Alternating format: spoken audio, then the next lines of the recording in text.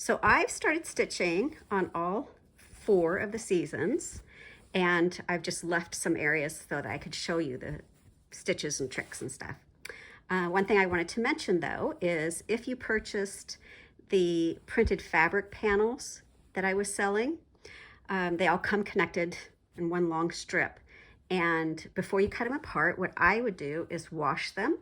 And I just ran it under some warm water and with a little soap in my kitchen sink and scrubbed it really well and then just hung it out to dry. This will remove any of the sizing that's on there because since this is digitally printed, it's not as soft as like a moda fabric or something. But that kind of helps soften it up just a little bit, but you don't want it to shrink a lot, so I wouldn't put it in the dryer. But that's an option. You don't have to do that. The other thing I did here is I just ran a zigzag around the edges after I cut them apart, just so that I wouldn't get all the strings and stuff caught up with my stitching. So that's how I would begin. The samples I did for the first way that are pictured on the patterns, those I used a really nice Moda crackle fabric. So those I didn't wash because that fabric is just so nice and it feels so good to stitch on. Alrighty, now I will show you where I begin. Here I have the summer sampler, and I thought the stitch that I would start with is stem stitch. And most of you know stem stitch, but I thought I'd go over a couple of things. One is, if you're doing a stem stitch around here and you're using a variegated thread, you want to make sure you can get to a corner and then stop before you start the next one. Because if you stop in the middle, that could be kind of tricky. But if that happens, it's no big deal. What you want to do is make sure that when you pull the thread off the spool or the ball, you want to start with the same color. So I don't want to start with this end of the thread because it's quite a bit darker. So I'm going to start with this lighter shade, like that.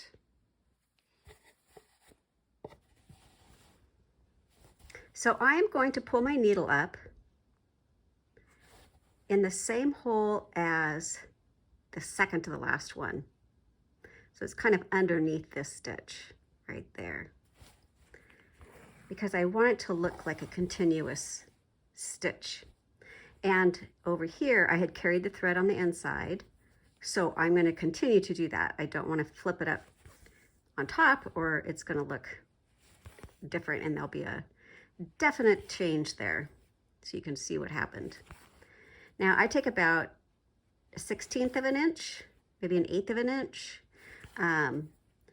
If I'm going around a really tight corner, I'll do really, really tiny, like 1/16. But if I'm on a run like this, I'll go a little bigger. So when I come to a corner, I'm going to put my needle down right in the corner. I'm going to come back up right at the end of that other stitch. Now I'm going to put my thread in the corner again. And this is just I've tried several different ways. This is the way I like the best, to turn a really sharp corner. I turn my fabric over. I thread my needle under a couple of the previous stitches. And now it's anchored in place and it's not going to go anywhere.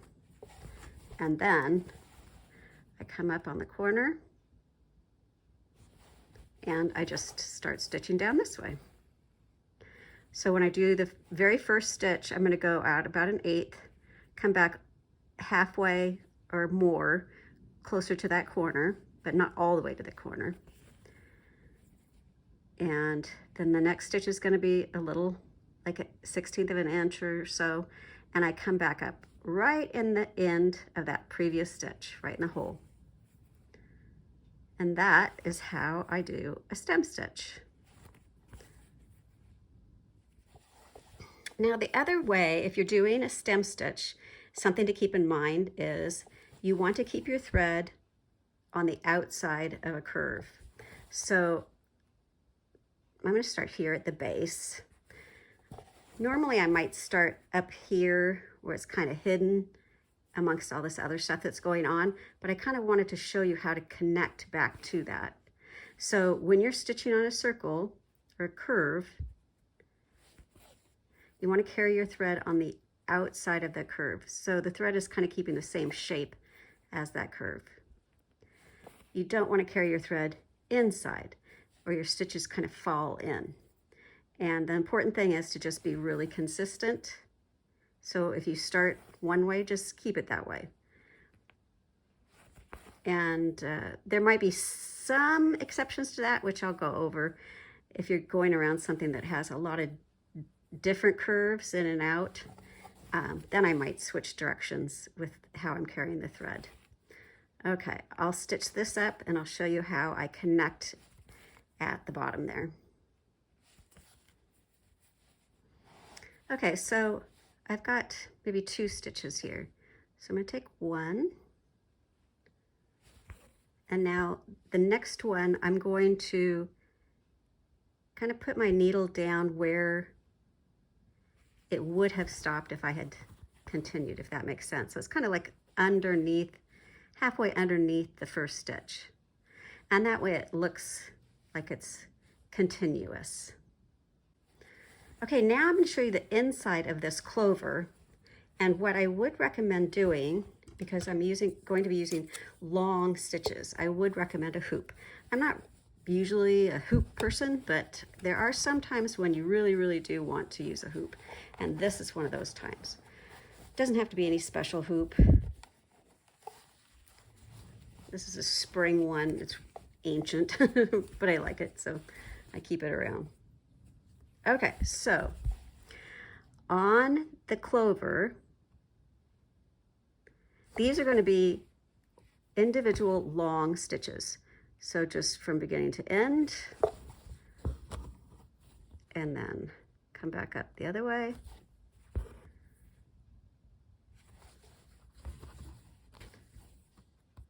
And we just keep doing that, and then we'll do it going the other direction too. And I'm not going to weave them or anything. I'm just going to go right over these stitches. So I'll finish these up and then I'll show you what I mean. Okay, so I have these stitches done, and now I'm going to start going the other direction. And they're just going to be placed right on top of the previous stitches. One thing I thought would be kind of fun, and you can tell a little bit, I don't know if you can tell in the picture or not, but I used a darker part of the thread to do the long stitches, and then I used a lighter part of the thread to do these little tiny stitches, these anchor points. So let's see, I might try this part of the thread is kind of on the lighter shade, and I'll probably just continue using this thread.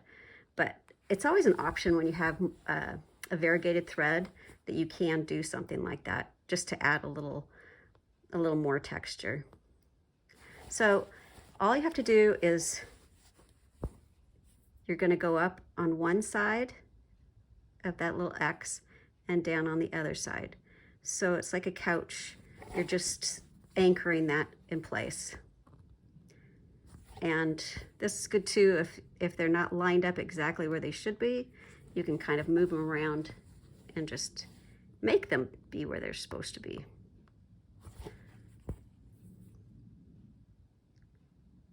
So that one goes there. So as you can see, it's really super simple, but it makes a nice little texture there. And then to do this little top part, these are all just single individual stitches. And there again, I don't know if you can tell, I used a dark part of the thread there, and the rest is lighter. So I just, maybe take some stitches this way, some stitches that way, kind of mix it up rather than going left to right.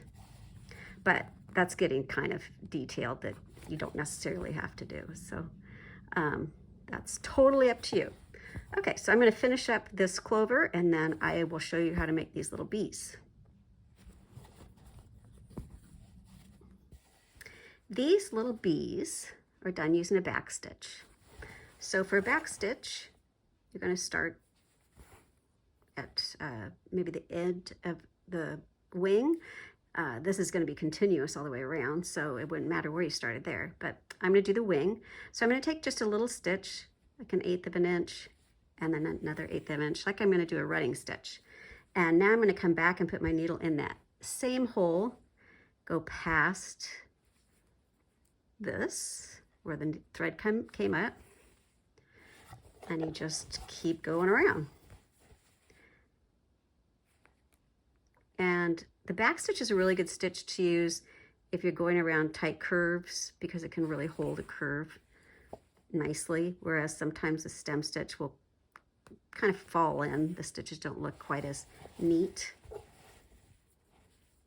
But it's also one where I need a little more practice on. I admit that mine, it takes me a little longer, and mine aren't quite as perfect as some people's.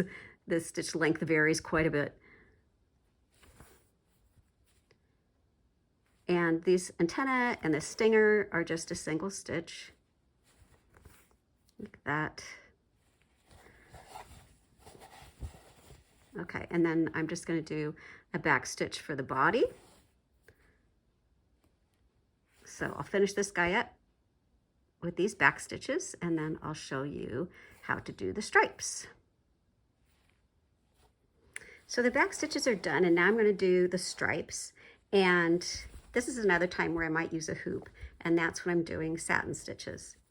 A hint, a little trick that you can do if you're not real confident with your satin stitches, you could take a blue marker and just fill that in, and that way if your stitches don't line up quite right, you're not going to see the fabric below. You'll just see the blue that you colored in, and they'll look like they're really, really good. But a hoop does help. So if you need assistance with your satin stitches, I would recommend using a hoop. And they're just pretty basic straight stitches that are just right next to each other. They're touching each other. And the body, this main stripe has the most, and then the head and the tail just have maybe 3 stitches. They're pretty easy. The other thing I'd say too with a satin stitch, like I can hurry through doing stem stitch, I can do that pretty quickly, but I try to slow myself down and really take my time when I'm doing satin stitches so that it won't look really, so we'll look decent. And then I'm just going to jump down here to the little bottom and do a few stitches there. And then this block will be all done. And this is one of the blocks in the summer sampler. I think I'm kind of running out of thread, so I'll get some more thread and finish up his head, and then that one will be done. On a side note, some of you have asked what size of needle I use. I'm stitching with this 12 weight Valdani thread, which I love, and this one's called Primitive Blue. It's 0578.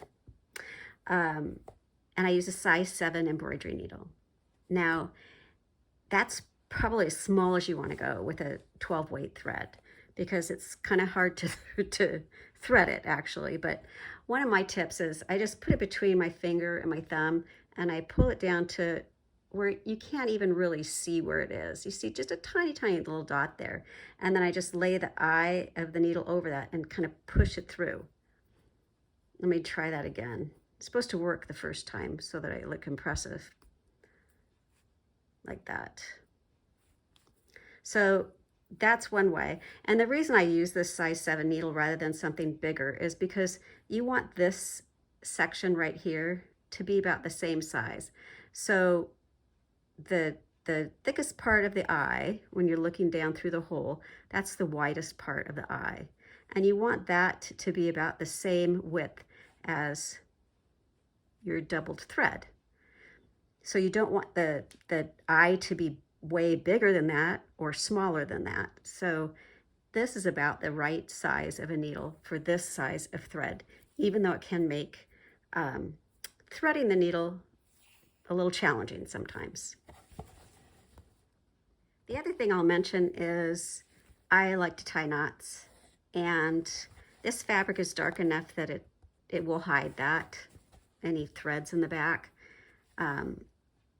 But if you you know, like a back that's a bit neater than mine, you can always just thread the ends of your threads through some of the previous stitches to hold them in place.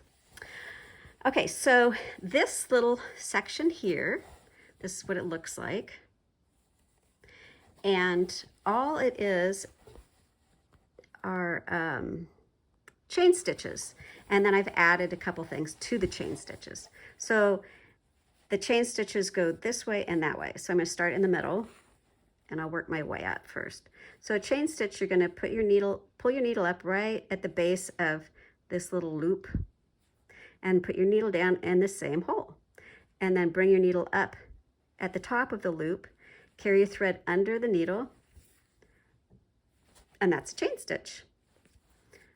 And then you put your needle down inside the loop and up at the top.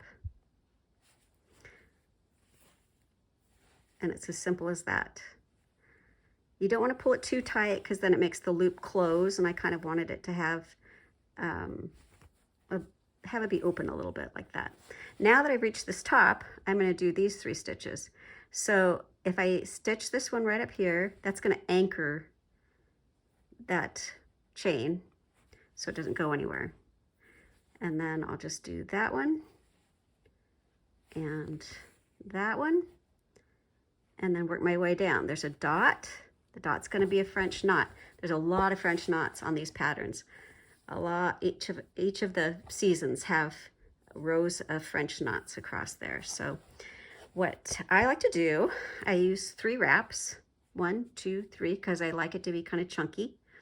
I kind of hold it with my finger, the wraps, put the needle down really close to where it came up, and then I slip those wraps down to the fabric. I don't pull too tight, but I want them to be snug. And now I hold that in place. My fingers on the back, my thumbs on the front, holding that. And I just pull the needle through. Okay, so I'm going to do it again. 1, 2, 3. Pull that down, hold it in place, pull the needle through, and that's a French knot. And then I just skip down here and do these little ears. And these end right in the middle of that little loop there. And come down here. Now another kind of knot is a colonial knot. It's not going to be quite as bulky as those, but if you want to try colonial knot instead, what I like to do is hold my needle and thread parallel to each other. I cross the needle over the top, then the tip goes under, so it's wrapped around my needle. And I kind of hold that in place. Now I'm going to take this end of the thread and wrap it around the top of the needle. So now I have a figure 8 on my needle. And I put my needle down really close, slide that down, and hold it there and pull. So that's a colonial knot. It's smaller. Some people prefer it because it sits a little closer to the fabric, whereas sometimes French knots can kind of sit up on top of the fabric and flop around. So that's up to you. I'll do another one here. And I know now these aren't going to be matching, so hopefully that won't bother you. It doesn't bother me, but okay, so the thread and needle parallel, cross over the top, wrap it around, and then wrap it around to do a figure 8 on that needle. Slide it down. And that's a colonial knot. And then I just finished up with these little stitches. And now I'm ready to do that exact same thing going this direction. And then I'll have that finished little doodad down the middle. In this little block we have a sand bucket in the sunshine on the beach with a shovel, a little seagull in the background. So these are little fish on the bucket, and these are little bubbles. So to make these tiny, tiny bubbles, what I did is I just did 2 fly stitches.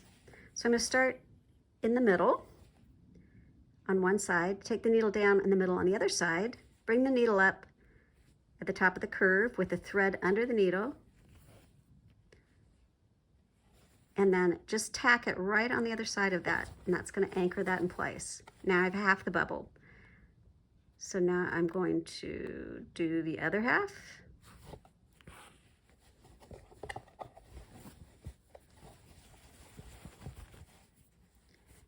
So thread up on one side, thread down on the other.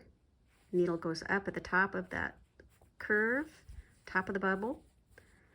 Thread goes under the needle, and then just tack it in place. Okay, so while I'm here, I'm going to show you this little part, because this handle is going to go through these little loops. Now that little loop is a lazy daisy, which is like one chain. So you start at the base and you put the needle back down in the same hole. Bring the needle up at the top of the loop, the thread goes under the needle, and then you just tack it right on the other side. Now normally, since I'm right here, I would probably just start stitching here so I wouldn't have to tie a knot or anything. But this is kind of a darker part of the blue, and I really want it to stand apart from this handle. So I want to use a lighter part of the thread, the blue, for that. So I'm going to go ahead and tie a knot.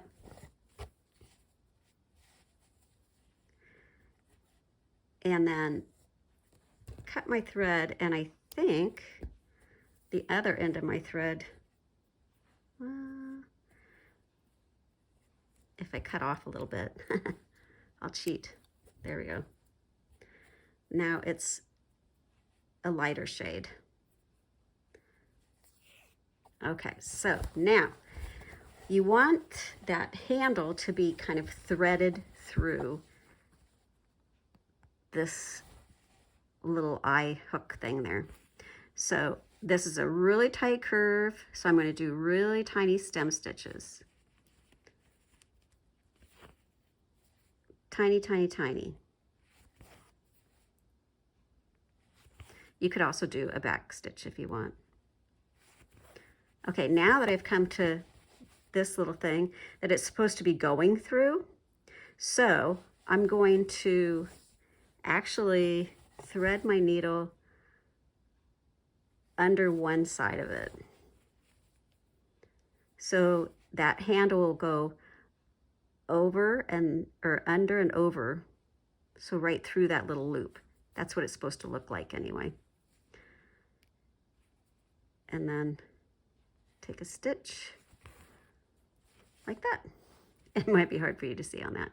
Okay, now this is one of the times where I was saying I had my thread carried on that side, but now the curve is going the other way. So since I am kind of in this little juncture where there's a lot going on, I'm going to go ahead and switch my thread now. The other thing I wanted to point out, anytime if you feel like, hey, that's kind of closing, I want that to stand out more, you can always just tack it. No one is going to notice. So that's, you know, that's totally up to you. This is your thing. No one is going to pull out, you know, a magnifying glass and look at your work. Or if they do, then you need to send them home, because that's just not very nice.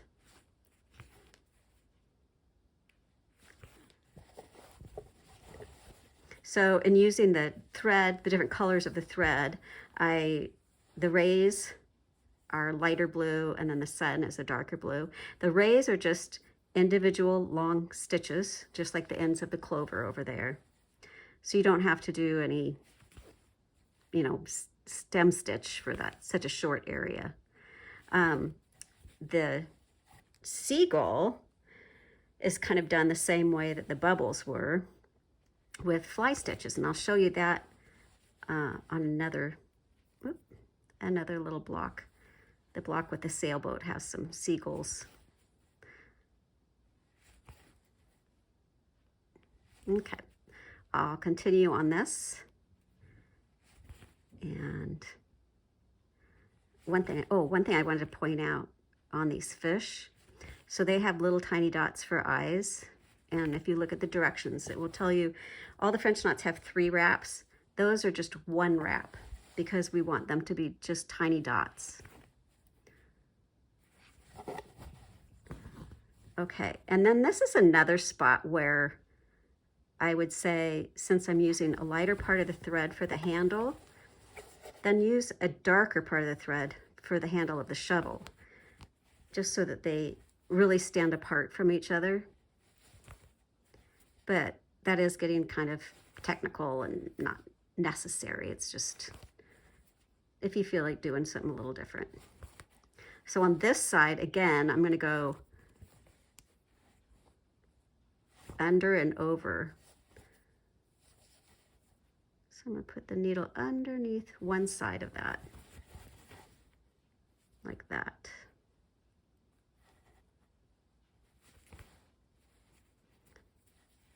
And now, since this is so tiny, I'm going to take tiny, tiny, tiny, tiny, tiny little stitches. I mean, like maybe going over 2 or 3 threads in the fabric. That's how tiny I mean.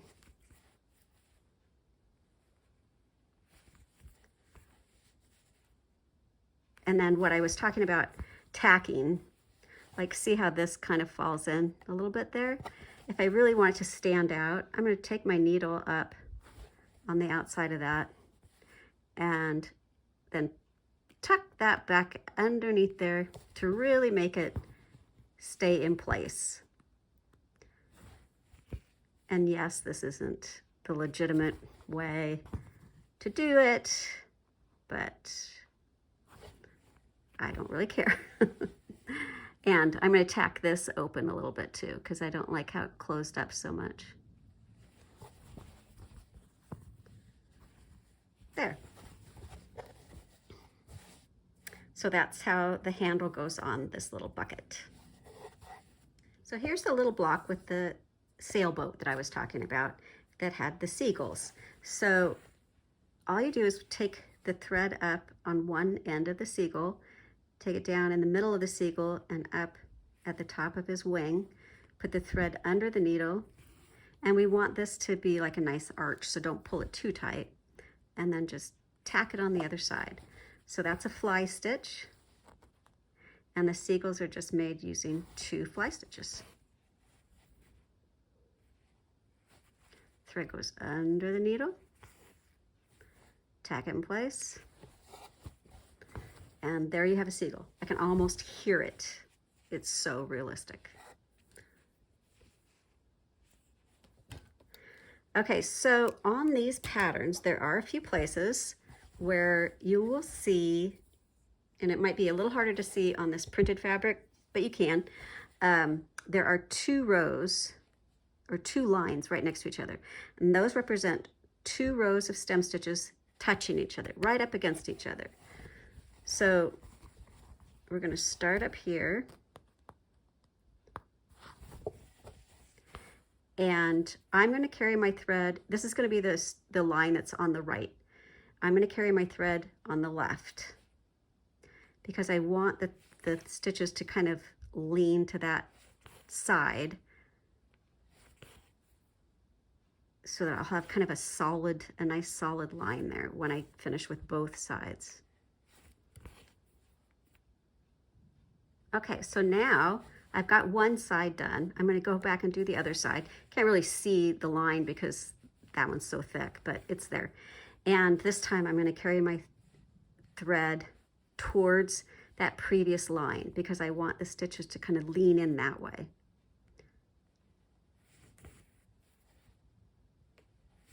So when you see 2 or 3 lines drawn really, really close together, this is what it's indicating. And you can see it just makes it just stand out a little bit more. And this little block also has some running stitches I'll go over and more of the French knots. On this sunshine, we have a really happy sun, and the sun, the eyes and the mouth are done just the same way as the seagulls. So a little fly stitch. Start at one side, pull your needle up on the other side, and then up or down, and then up at the bottom of the eye curve. The thread goes under the needle, and then you just tack it in place, and you have a happy little sunshine. His eyes closed, he's so happy. Now the cheeks on this guy are satin stitched, and I would recommend using the same section of thread. So you don't want one cheek one color and one cheek another color. So just try to be kind of mindful of that. And what I would do is just, you know, stitch and stitch, and then if I come to a place in my thread where it's dark and I've just tied a knot, I'll pop back up there to finish that out. And then the mouth is the same, it's just a lot bigger.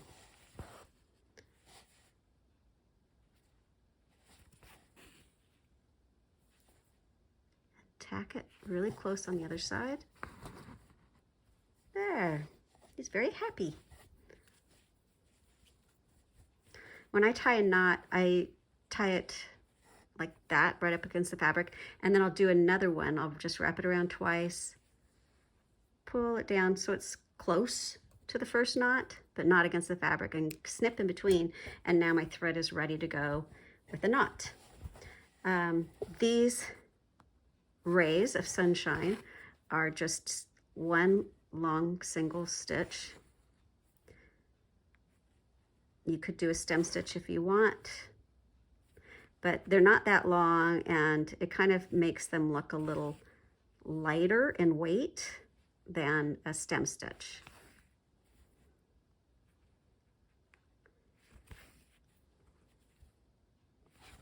Like that. And here we have our melting ice cream cone.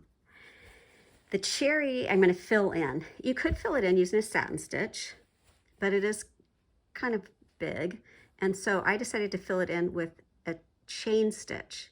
So chain stitch, I'm going to bring it in, the needle up at one end, put the needle down the same spot, and then come up right on the line, but I'm just going to use tiny, tiny chain stitches. So the thread goes under the needle, and now the needle's going to go right in that same loop, and then past it, about 1/8 of an inch or 1/16 of an inch, the thread goes under the needle. So I'm just going to do this all the way around. It can be even smaller than that because this is a pretty tiny little cherry. So just tiny, tiny little chain stitches. And you just keep going round and round until you fill them in.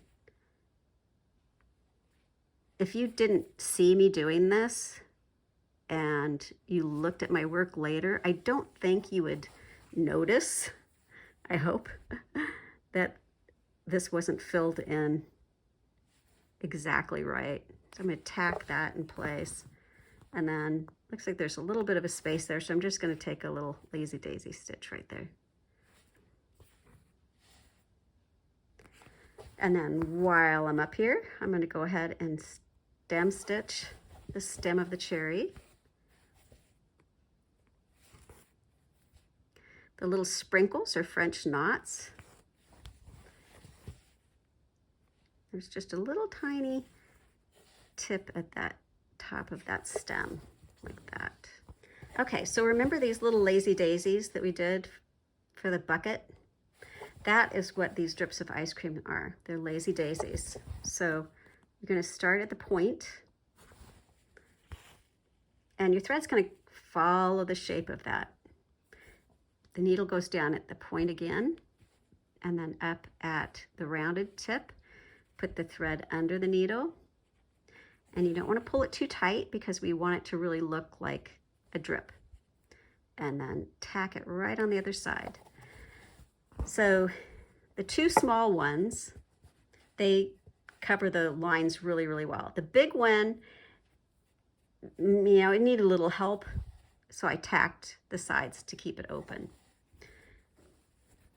Now the cone, I want it to look like a waffle cone. So these are running stitches, but they are really, really specific in their length and the space in between. So they're very short spaces in between. And then the actual stitch part is pretty even between all the different stitches.